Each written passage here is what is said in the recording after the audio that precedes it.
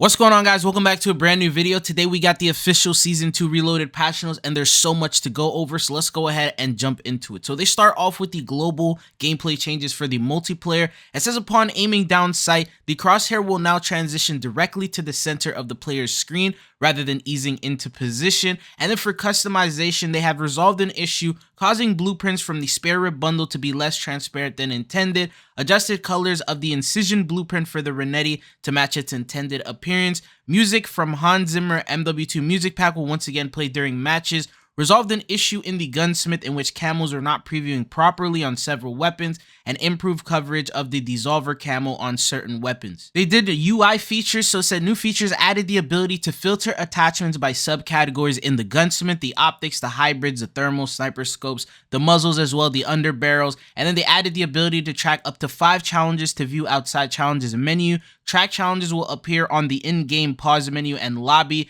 Added a mark all read button in the social notification center for those messages. And then they did some bug fixes, so added to favorite button will no longer appear for locked emblems. Calling cards unlockable only in MW2 will now state this information. In free-for-all modes, the local player will no longer appear as an enemy in the kill feed. In gunfight, placeholder images will no longer briefly appear in kill cam. Players can now quick equip content from the view new content menu. In snipers only mode, restriction icons are now present for the weapons that aren't snipers. Fixed a bug that prevented weapon level from displaying in the gunsmith, and several inaccuracies with weapon attachment descriptions have been resolved. And then they did a progression update, fixed several season 2 weekly challenges that were not tracking properly. Weapons in semi-auto fire mode will now properly progress associated challenges, and they did some map updates. Scrapyard refined playable area boundary along the fence near helipad. Shipment got a big update. They said by popular demand, shipments will now permanently replace the standard shipment mode. So that new shipments that we had during the holiday event, that's going to be the new one. And then Vista set factions to Spetsnaz and Rangers, resolving an issue causing missing announcer voice lines. Dome MW2 carry forward added to the pool of available maps in the quick play. Operation Tin Man War decreased time to build a laser trap from 4 seconds to 2.5 seconds. Added a score event upon killing an enemy with the laser trap. At the start of phase 2, the crate containing the mall will now automatically open after 60 seconds. Improved interaction with turrets while using tap to interact input. Players can no longer exit the playable area of the resting area using a deployable cover, and private match bots will now properly parachute during the infill sequence, and they refined the geometry to improve spawn conditions near the main trail. Now we jump into the mode. So gun game addressed an issue that caused players to become stuck without a weapon. Headquarters fixed an issue allowing enemies to capture a contested HQ in a hardcore, and the training course in private match using a cruise missile outside the combat area will no longer halt course progression. These are the weapon balance changes for multiplayer. The BP-50 increased minimum hipfire spread from 2.2 to 2.4 degrees, increased maximum hipfire spread from 6.3 to 6.7. They increased the tactical stance spread, increased aim down sight time, decreased aim down sight movement speed, increase the horizontal recoil, decrease the vertical recoil. It pretty much got a nerf. And then the 4-barrel heavy stock increased recoil gun kick benefit, and the Moat 40 stock decreased aim down sight time benefit. For the SVA 545, decreased sprint to fire time from 210 to 189, decreased the aim down sight time from 250 to 230. For the battle rifles, the Bass B decreased maximum damage from 39 to 38, decreased near medium damage from 33 to 32, decreased maximum damage range, and decreased the near medium damage range. So this has got a nerf. And then the Sidewinder decreased recoil intensity during sustained fire slightly.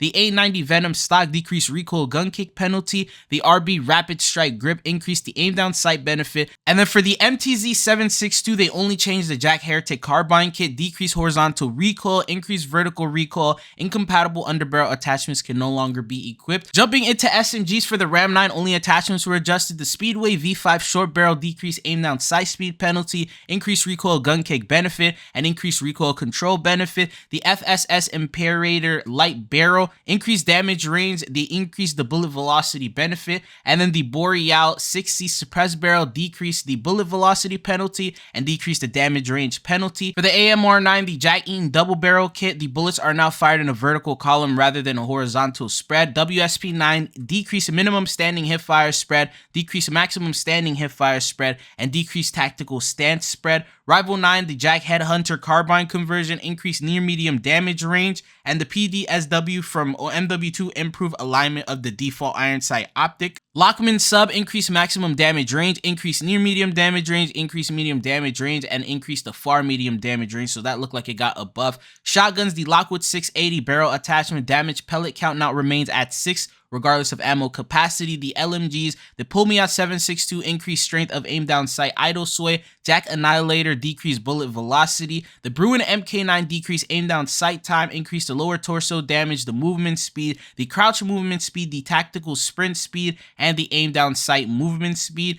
For the sniper rifles, added a new optic attachment called the Stalker Factory Iron Sight, unlocked through the challenges, and decreased aim down sight time. Cat AMR decreased aim down sight time, and the SPX 80 increased the sight time.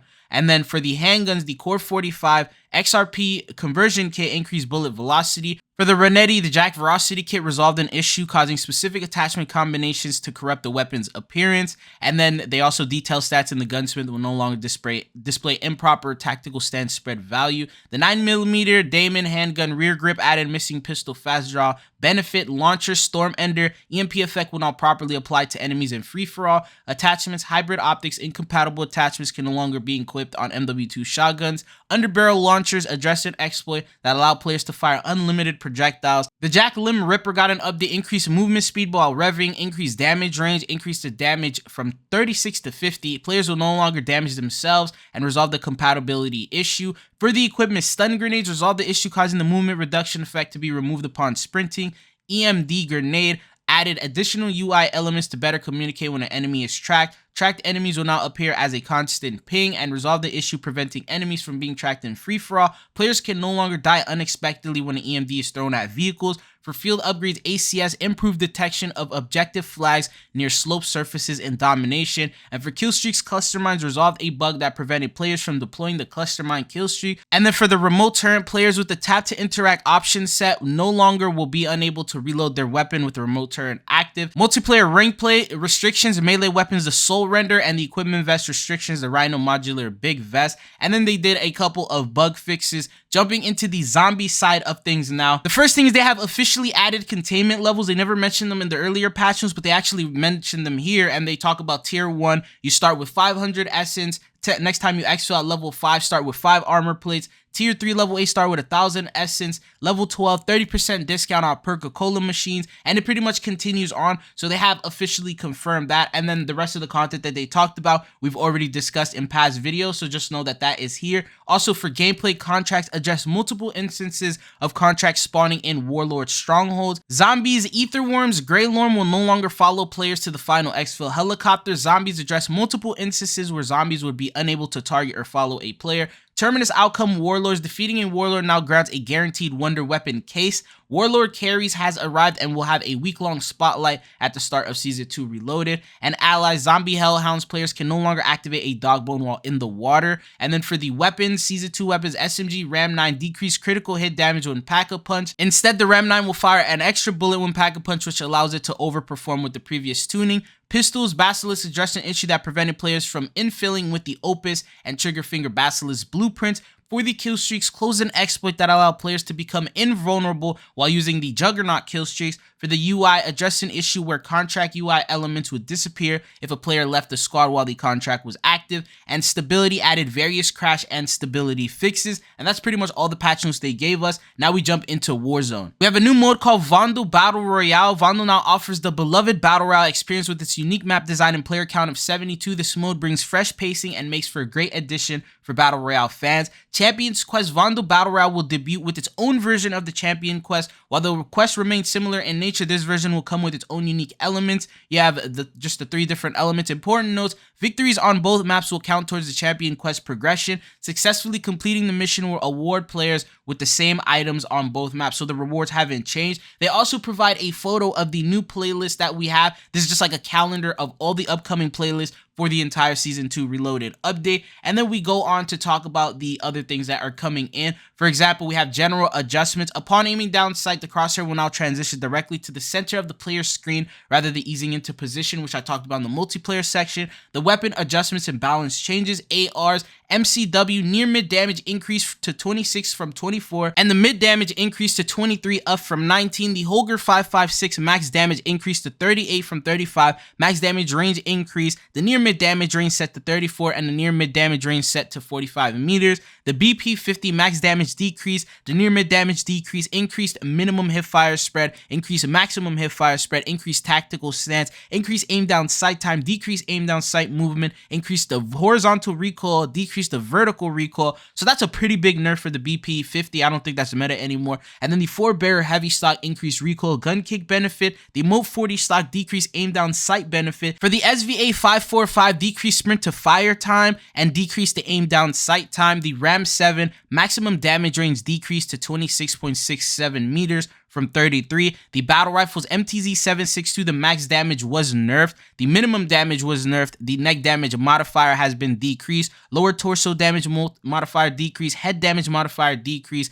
The near mid damage range decreased. And the Jack Heretic carbine kit decreased horizontal recoil and increased vertical recoil. For the Sidewinder, decreased recoil intensity during sustained fire slightly. And for the attachments, the A90 Venom stock decreased recoil gun kick penalty to 5%, and the RB rapid strike grip increased aim down sight benefit to 11% and decreased the recoil control penalty. For the SMGs, the AMR9, only the Jack Ean double barrel kit was changed. Bullets are now fired in a vertical column rather than randomized spread. The Ram 9 Speedway V5 short barrel decreased aim down sight speed penalty, increased recoil gun kick benefit, increased recoil benefit. The FSS Imperator Light increased bullet velocity and increased the damage range.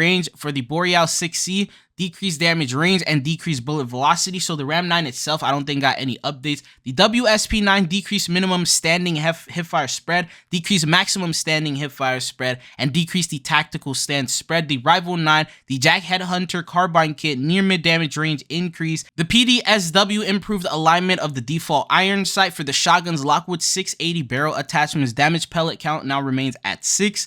LMG's Bruin MK9 lower torso damage modifier has been increased, decreased the aim down sight time, increased the movement speed, increased the crouch movement speed, increased tactical sprint speed, and increased the aim down sight movement speed. The Pull Me Out increased strength of the aim down sight idle sway. Jack Annihilator bullpup kit decreased the bullet velocity. For sniper rifles, the XRK decreased aim down sight time, and the Cat AMR decreased aim down sight to 720. The SPX 80 increased aim down sight time, and then for the handguns, the Renetti, only the Jack Verocity carbine kit was changed. Max damage increased to 36 from 33. Minimum damage increased to 28 from 25. For the Core 45, the XRP IPv2 conversion kit increased bullet velocity. For the TYR, the near mid damage range has been increased. The 9mm Damon Hand rear grip added missing pistol fast draw benefit, and then they have a section for wonder weapons that tells you they're probably just gonna stay. And then the Wonderwaf DG splash damage increased to 100, increased the projectile explosive radius, increased projectile speed. Players directly impacted by the Wonderwaf are no longer forced to fire. Allow tick damage effect to stack. Adjusted ADS and hipfire sway. Fix the issue with ADS FOV. And for the attachments, underbarrel launchers address an exploit that allow players to fire them unlimited. And for the Jack Limb Ripper, increase movement speed while revving and increase the damage range. For general audio improvements, boosted ascender distance by 16 feet, boosted parachute distances 100 feet. The overall volume of reviving a teammate has been slightly increased. A new unique sound has been added for reviving a player so that it is significantly more noticeable to nearby players. Reviving a teammate using a medic vest now has a unique audio cue that players within a small radius can hear. They did an update called the Final Elimination Cam. A kill cam has been added to showcase the final elimination of each match, although that does not include lockdown and plunder, so Resurgence and Battle Royale. Resurgence combat record start tracking has been enabled for Resurgence, so finally that is a thing. And for gameplay new features, they talk about all maps and all modes. The personal decontamination station is back. Fortune's Keep, Bunker Buster, Kill Streak. They adjusted some features. It says all maps, all modes, pre-match lobby loadouts.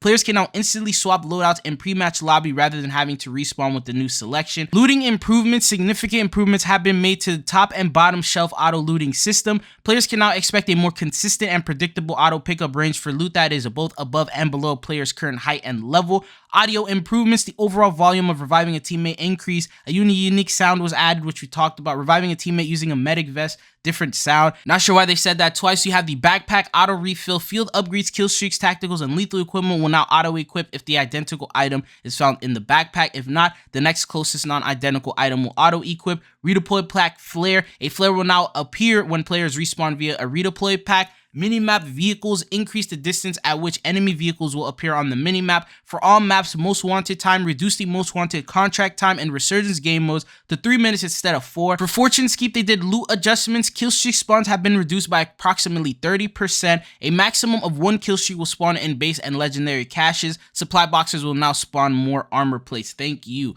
And then they have years extend plunder cash deposit improvements. Interacting with the cash deposit helipad will take priority over any loot that may be overlapped. Equipment and perks. Throwing knives damage reduced to 175 down from 200. The throwing knife will one shot with impacts to the head or if used on a down player. Frag grenades, minimum damage reduced to 155 down from 200. Outer damage reduced to 110 down from 175. And battle rage, remove a reference in the battle royale description about quickly regenerating health. Tactical equipment, stun grenade, resolve the issue causing movement reduction effect to be removed upon sprinting. EMD grenade added additional UI elements to better communicate when an enemy is tracked. Tracked enemies will now appear as constant ping on the minimap, and players can no longer die unexpectedly when an EMD is thrown at vehicles or doors. For the perks, quick fix, minor update to the description and sub-description text. Warzone ranked optics, all thermal optics are now restricted. Earning SR, final placement SR has been adjusted with the below values. I'll just go ahead and show you guys a screenshot. And the general proximity chat has been disabled. And for the UI, exfil player card players can now see their player card, which includes emblems and their gamer tag in the exfil cinematic. Deployable buy station icon. Icons for deployable buy station will now show above other icons on the TAC map for better visibility. And they did a lot of bug fixes, and this is just a screenshot of all these different types of bug fixes. But anyways, that's all I got for you guys in this video. If you found it helpful or informative, don't forget to hit that like and subscribe button. Expect another video to go over the new content for this reloaded update. And also don't forget to subscribe to the Warzone channel, which I'll have a link down in the description. But it's been your boy Tridzo, and hopefully I'll be seeing you guys again. Peace.